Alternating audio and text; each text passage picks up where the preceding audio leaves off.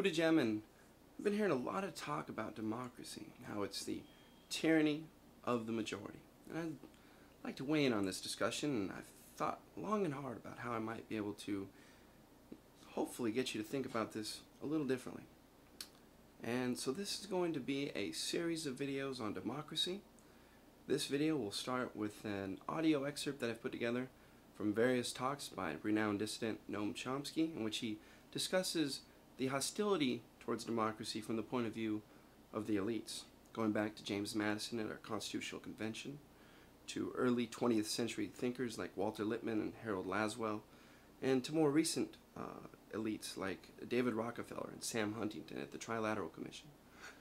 Like I said, this will be a series of videos, so I hope you'll listen in to Noam Chomsky, and look forward to my next video in this series on democracy, where I'll weigh in a little more deeply, hopefully discuss this idea and get you to think a little bit more about this.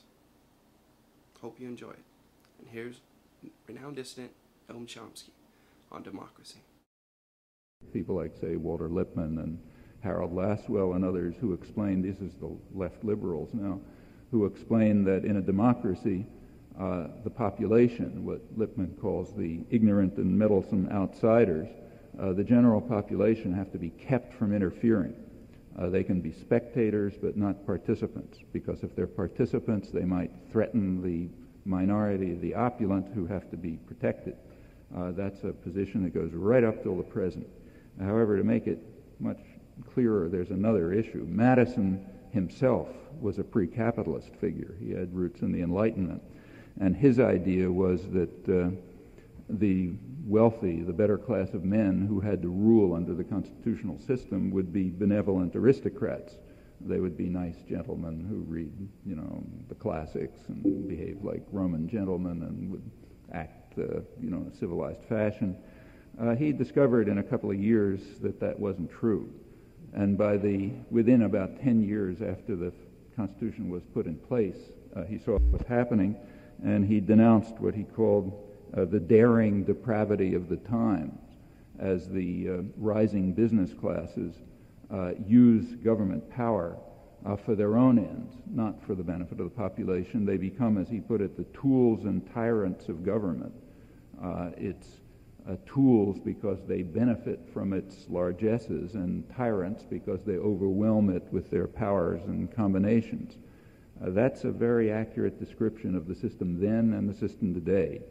That's what the wealthy classes are, the tools and tyrants of government. They overwhelm it and benefit from it. They use it to protect them from market discipline, which of course they impose on others, and they want to make sure that it's in their hands, and it is not in the manner of enlightened gentlemen of the kind that Madison had in mind. Rather, it's the daring depravity of the times. Well, Madison, again, these are all things you don't study in elementary school where they would be taught in a free society, but these are the founding principles of the country. And although things have changed a lot in the last 200 years, as a description, Madison's account of the daring depravity of the times in the 1790s is not very far from correct now.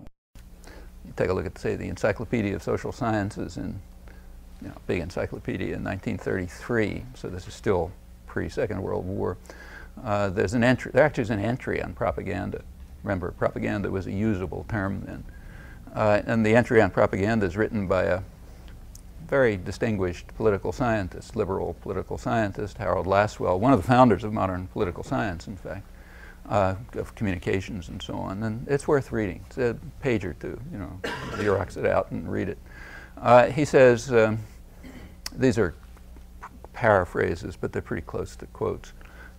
He says that we must not succumb to democratic dogmatisms about people being the best judges of their own interests. They're not. We're the best judges of their interests, we smart guys. And we must therefore ensure that those idiots out there don't get into trouble, by actually using their theoretical right to vote to interfere where they don't belong, like in the public arena.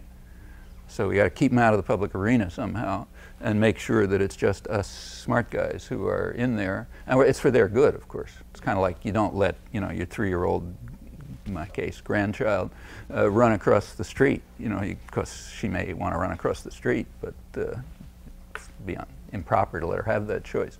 And the same is true about the masses. They have to be controlled. They have to be controlled at the workplace. They have to be kept out of the political arena. They're not going to understand the need to protect the minority, the opulent against the majority. They're going to have all these strange leveling impulses, and they're going to do all kind of things which will, mess the world up in all sorts of horrible ways. So say take the Trilateral Commission.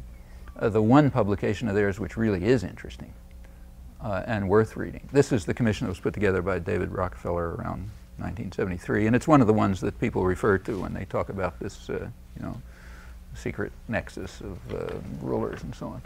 Although, as I say, it's mostly a bore. But in 1975, the first publication was very interesting, and I'd urge you to read it if you haven't done it. It's called The Crisis of Democracy. And it's very much in line with the kind of stuff I was talking about before. Remember, this is the first getting together after the 60s. Okay, all this ferment went on in the 60s, which, women and minorities and all kind of people who are supposed to be kept in their place were suddenly trying to get into the public arena and do something about their interests. And that, again, drove people crazy, just as did the working class struggles in the 30s. So here you have a gathering of elites. Trilateral means United States, Europe, and Japan. So these are elite elements, mostly liberal, on the liberal side, incidentally. Like if you look at the composition, it's around, roughly speaking, around Carter Democrats. In fact, the whole Carter administration, including Carter himself, was drawn from this group. That's roughly the complexion, both in all three of the countries. And they were concerned about what they called the crisis of democracy. And it's interesting to read what they said, because at that point they were concerned. The crisis of democracy is the fact that normally passive and marginalized parts of the population, the overwhelming majority, are suddenly trying to get into the public arena to press their demands. Well, like if you believe the stuff they teach you in civics classes, that's supposed to be democracy. But if you're smart enough to have made it to Harvard, you know that that's the crisis of democracy and we got to stop it. And in fact, the American rapporteur, the guy who wrote the U.S. part of it, is a professor at Harvard. Shortly after he got one of my favorite titles, he was called Professor of the Science of Government at Harvard. I've always liked that one. Sam Huntington, yeah.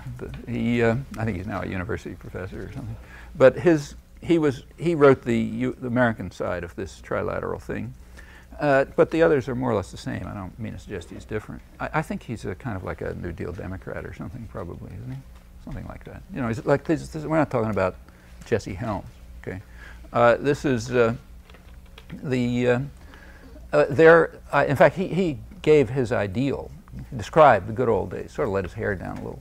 He said in the good old days, he said before the crisis of democracy, he said Truman had been, this is almost a quote, Truman had been able to run the country with the help of a few Wall Street lawyers and financiers. Okay, that's that alleged conspiracy you're talking about. Of course, he's exaggerating. It wasn't just Truman and a bunch of Wall Street lawyers and financiers. But that's the image. That would be perfect. If we had that, there'd be no crisis of democracy. But when you have women and blacks and young people and old people and farmers and all these scum trying to get into the public arena, yeah, that's a problem. Exactly the problem that Madison worried about, in fact.